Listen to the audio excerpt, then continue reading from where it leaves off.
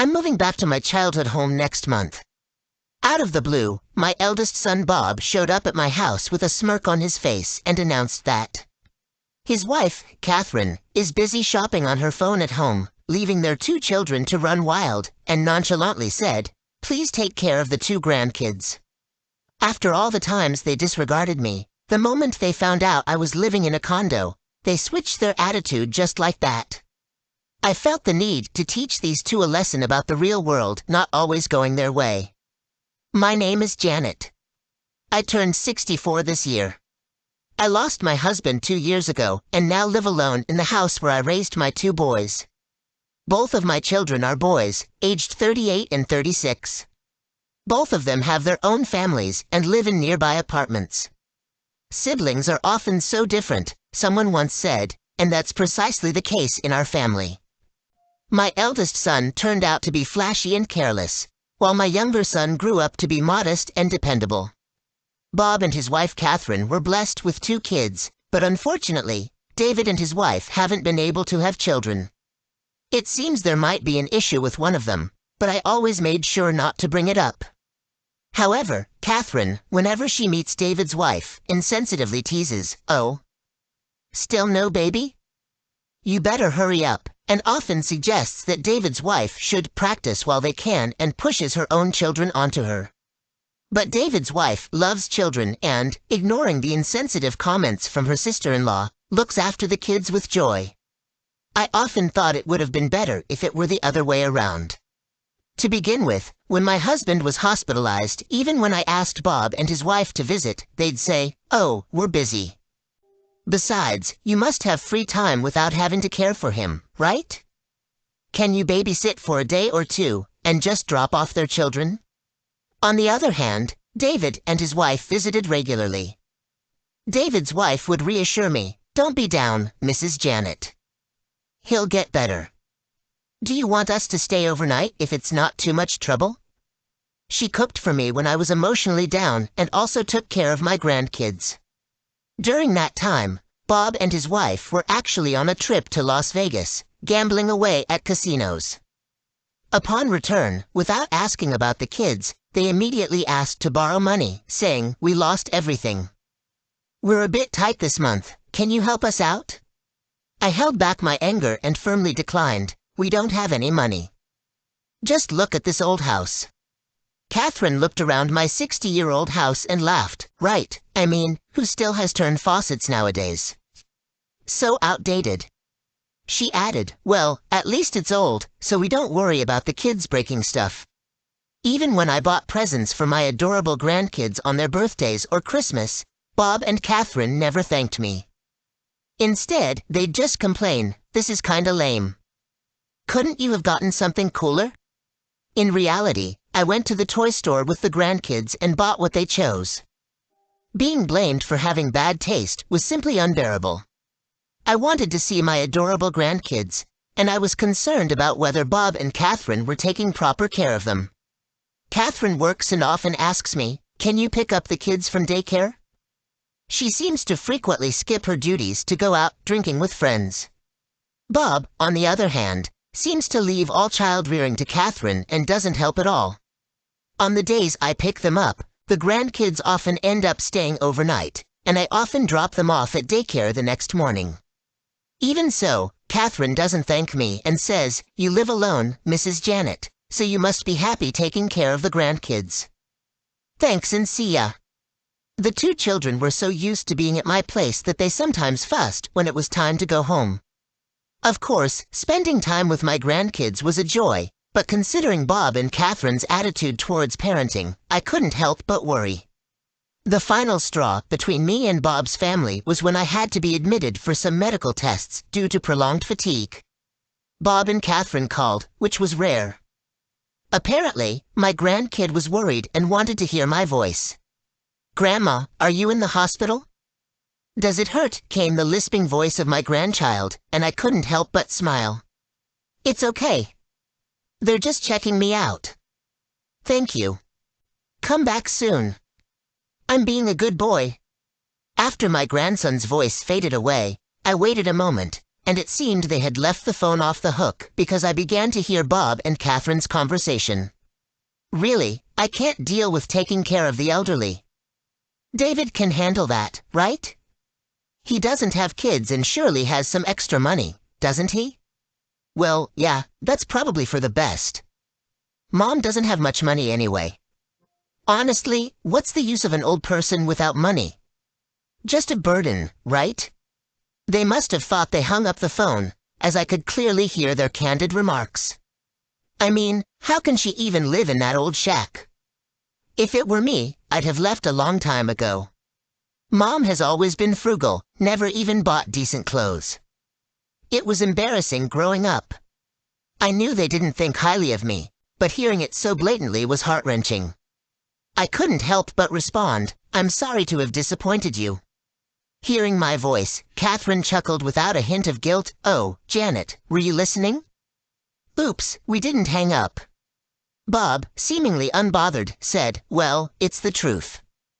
Why was I born into such a plain family? I've always felt like I drew the short straw when it came to parents. I had tried to raise them without spoiling them, but it seemed to have backfired." I sighed and simply said, "I'm gonna hang up now," and ended the call.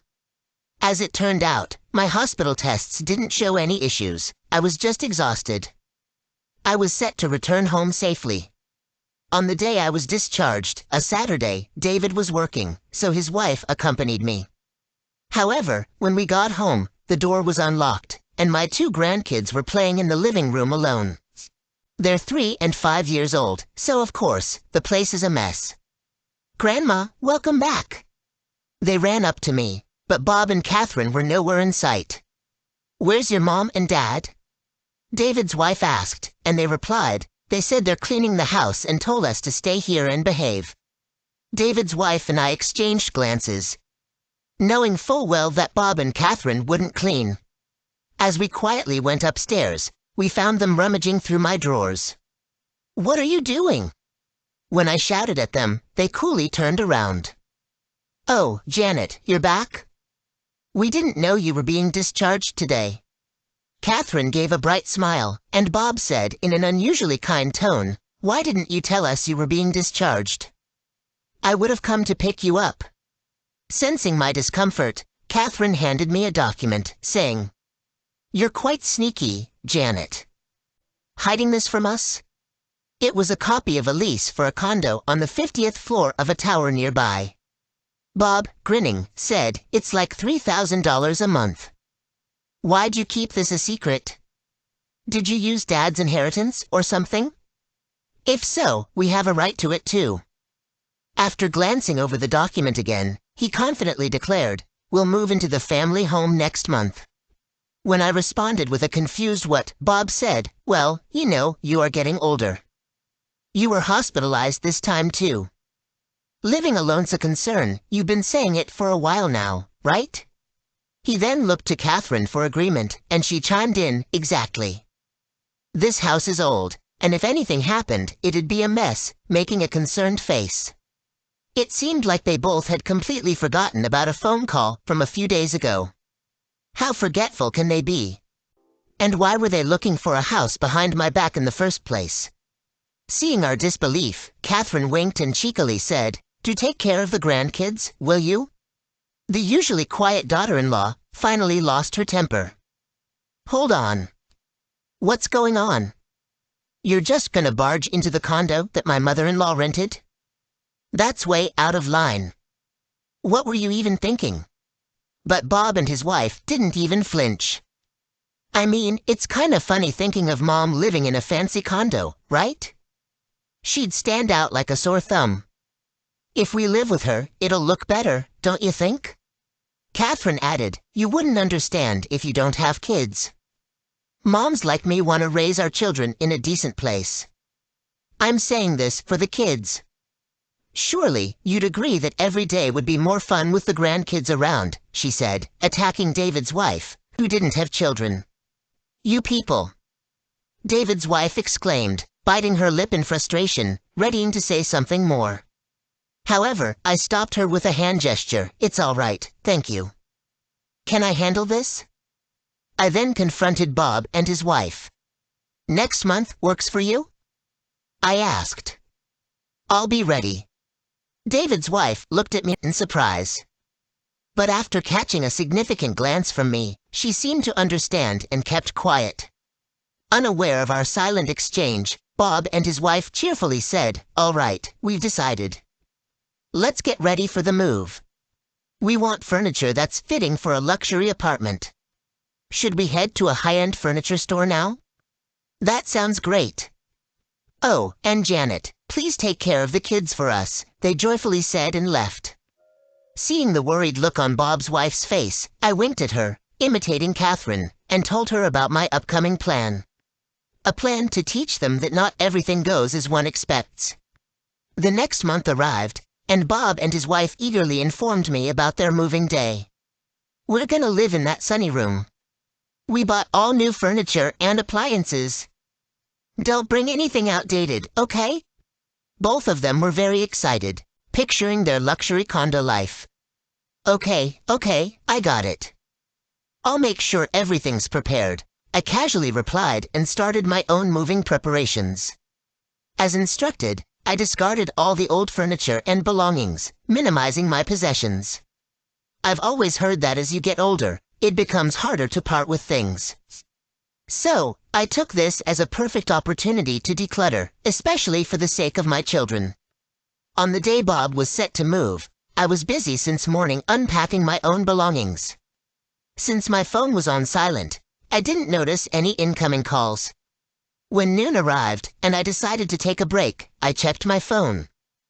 To my surprise, there had been relentless calls from Bob since 9 a.m. Realizing this, I teasingly stuck out my tongue and called Bob back. He answered immediately, yelling, "Why weren't you picking up?" "Oh, I'm sorry. My phone was on silent." "So, what happened?" "What happened? We went to the condo, and when we rang the doorbell, some stranger answered, asking who we were." "The luxury condo? Did you go there?" "Well, yeah. We said we were moving to the family home, remember? We had a huge argument with the person in that apartment.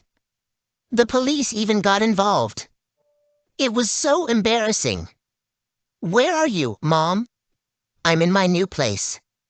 "What? Then why's someone else living there? You said you were moving to the family home, right?" That's why I cleaned it up for you. I assumed you had the keys. Feel free to use it however you like." "Oh, I'll transfer the deed soon." "Wait a minute. That family home, you don't mean—" "Yes, the one you grew up in. That's the family home, isn't it?" After a brief pause, I could hear Catherine's voice in the background. "What are you doing? The movers are saying they'll charge us extra if we make them wait any longer. Hurry up and vacate the condo. Oh no, the furniture delivery's here. Hey, that's our luxury bed. What are you gonna do?" Hearing her frantic voice, I couldn't help but almost burst out laughing. It's a pity I couldn't share this moment with David's wife. Bob, with a trembling voice, muttered it wasn't here. The family home. Then, Catherine's puzzled voice could be heard, "What?" "That family home, it seems to be our old house." After another pause, Catherine, having finally understood the situation, exclaimed in disbelief, "What the heck?" I replied, trying to hold back my laughter, "Just move your things there. I'm busy with unpacking. Take care," and was about to hang up when Bob interjected. "Hold on. Where are you now, Mom?" "Why would I tell you that? If you come here, I won't be pleased. If I need something, I'll come over. Bye." Bob continued to protest, but I simply hung up. Keeping my phone on silent, I continued unpacking in my new apartment. Turns out, that luxury condo contract was just a provisional one, and I canceled it the day after Bob found out. It hurt to lose the deposit, but it was much more infuriating to see Bob and his wife have their way. I've always admired those luxury condo, and with top-tier security and amenities, I decided to give it a shot. However, I soon realized it might have been a bit too extravagant for me, so this incident was the push I needed to reconsider. Now, I'm living in a one-bedroom apartment with assisted living features. It even has a gym, and with 24/7 concierge service, it's perfect for me living alone. Bob and his wife thought I was broke, but in reality, I'd been studying and investing while being a homemaker and had managed to earn enough for both my children's education. After my husband passed away, a hefty life insurance payout and inheritance came through. Investing half of that sum turned out to be quite profitable. I had decided to take a leap of faith and try something adventurous, but I guess God always has a plan. Living in that luxury condo, I must have gotten a bit too carried away. Anyway, I thought it all turned out for the best and filled David's wife in on everything that happened today. She laughed heartily, saying, "Oh, that's hilarious." I would have loved to see Bob and Catherine's faces at that moment. I wish I had seen it too. We both burst out laughing. Then, David's wife curiously mentioned, "But it's odd, isn't it? Bob and Catherine don't work for any big-name companies, yet they act so posh. How can they afford such a lifestyle?" Indeed, while David and his wife both work for reputable companies, Bob works for some no-name firm. And Catherine? She's been in and out of jobs from some temp agency. Despite all this, they were always buying designer brands. I always wondered where they got the money from. Later on, it turned out they were drowning in debt. They had likely been searching my house, hoping I had some hidden assets. They're just plain gold diggers. In the end, having no place else to go, they reluctantly moved into the old family home they once mocked, filling it with mismatched luxury furniture and electronics. When I tried to discuss changing the deed through my attorney, Bob proposed, "Since I can't afford the property taxes, could you possibly rent it to me? Maybe for about $200 a month?" It's ironic. He was aiming to live in a $3,000 a month luxury apartment, yet now he's haggling over $200. Reluctantly, I proposed $700, and they grudgingly agreed. Even at that rate, it's a steal for that area. Neighbors say they often hear the two of them getting drunk and arguing loudly. I was concerned about their two kids, but David's wife occasionally checked on them and updated me, saying, "They seem okay for now, but they mentioned they miss their grandma and looked sad." I had been considering visiting them soon, but before I could, Catherine disappeared, apparently running off with another man. Bob was left devastated and became distrustful of women. His once confident demeanor faded. There were rumors that Catherine, heavily made up, was spotted hanging on to men in the city's nightlife scene, but nothing's been confirmed. After Catherine left, David's wife, Bob, and I discussed the kids' future. Bob admitted he couldn't raise them on his own.